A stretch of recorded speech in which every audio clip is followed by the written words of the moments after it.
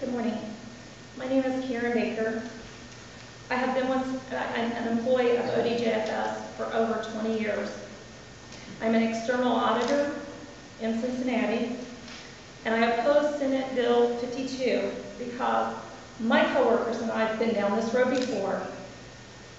Probably about 10 years ago, the Ohio Bureau of Employment Services and the Ohio Department of Human Services was merged into one monster mega agency, the Department of Job and Family Services.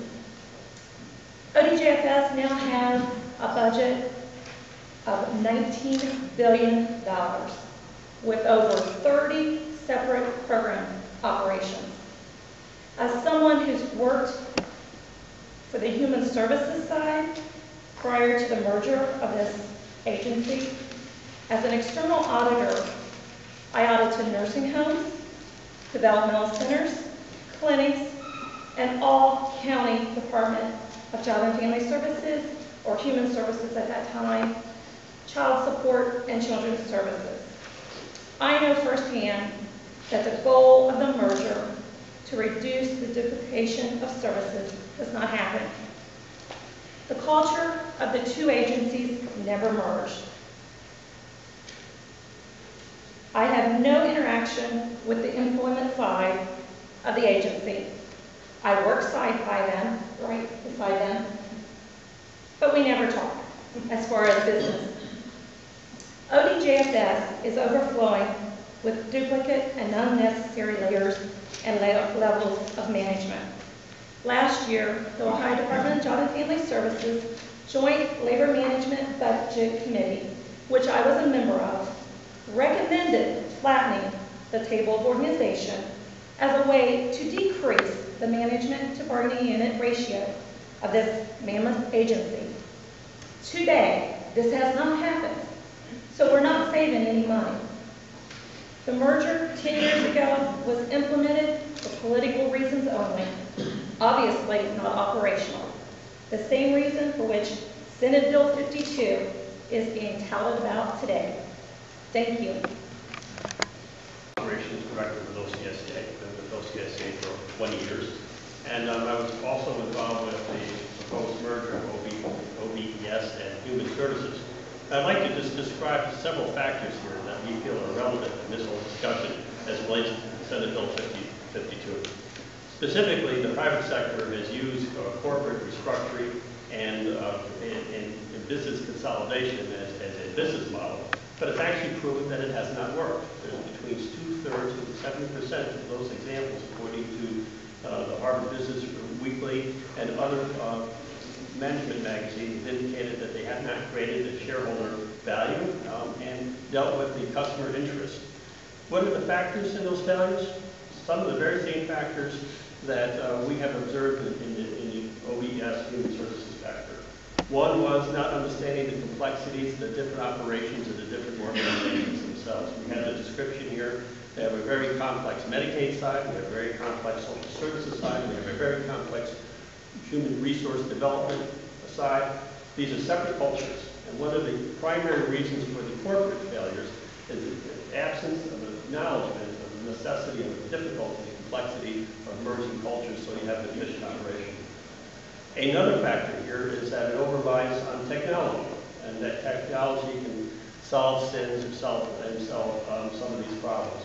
We've had several examples here about how technology has not been able to solve our problems.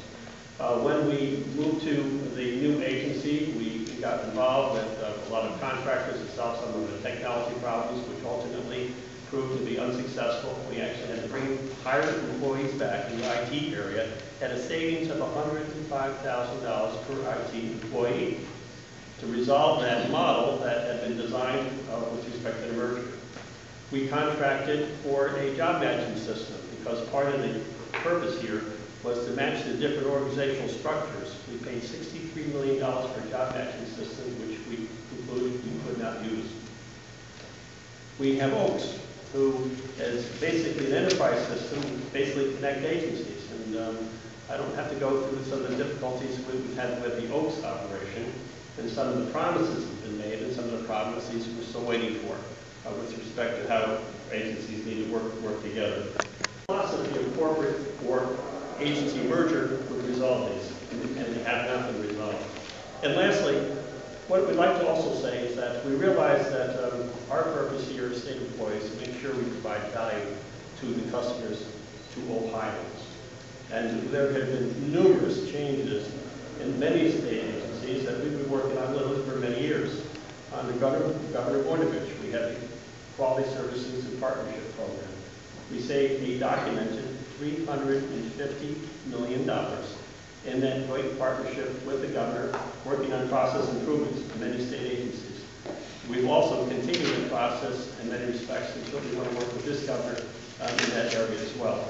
So ultimately, we have some proven strategies, but we feel that an underpinning of a corporate strategy, which has proven to be largely unsuccessful, matched with our experience with ODGF, that's creating another mega agency, and our proposal to create other mega agencies is not the right way to go.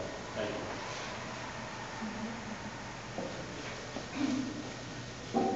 First of all, I'd like to say thank you to OCSEA and the committed workers that you have, and that you are providing better service in difficult times. And we need to be hearing your voices because you serve day to day those people who need help right now. And it's my understanding that even with our cuts, and the governor's made significant cuts, took a look at significant processes to improve our service, that someone who's going through an unemployment situation in the process, it used to take a day. And now it's taking 2 weeks. So we need to take a look at what's really happening to people who now we know we are serving even more. And I think the testimony that we had from Jim Petro was very instructive. He even admitted that the mega operation was unmanageable. The ODJFS was unmanageable. We needed to learn lessons to this. And so we need to take his wisdom and his observation through that big merger. And actually, I'm hoping that my colleague, Senator Miller, will talk about what he says is a thoughtful process. And he was able to get Mr. Petro to agree that we need to just scale this back, take a look at the processes we have to have immediate service for our citizens.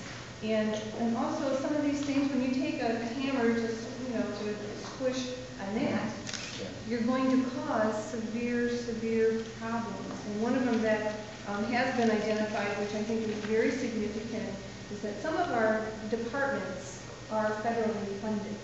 So where are these 11,000 cuts supposed to come? They're going to be greater cuts for people who are in the front lines of servicing people within 24 hours.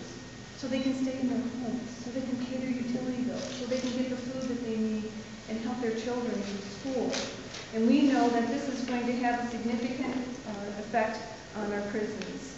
The reduction in staff, 6 prison closures, possible 6 prison closures, and right now we have overcrowding of 132%.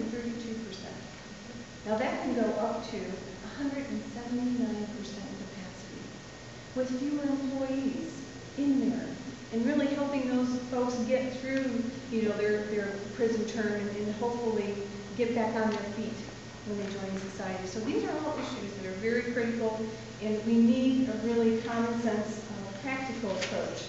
So I'm proud to stand here with OCSEA today in opposition to Senate Bill 52. State government must run smarter and better, and everyone agrees with this. The solution to this problem will be to focus on efficiency and to find more innovative ways to do state business. And I think you've heard through our testimony here that that's what they're doing every day. They've been challenged by this administration to look at the processes and see what we can do to be more efficient and more effective. The solution will not be found by decimating the government structure and laying off workers, because this is not efficient or innovative. We need them right now for Ohioans. Cutting more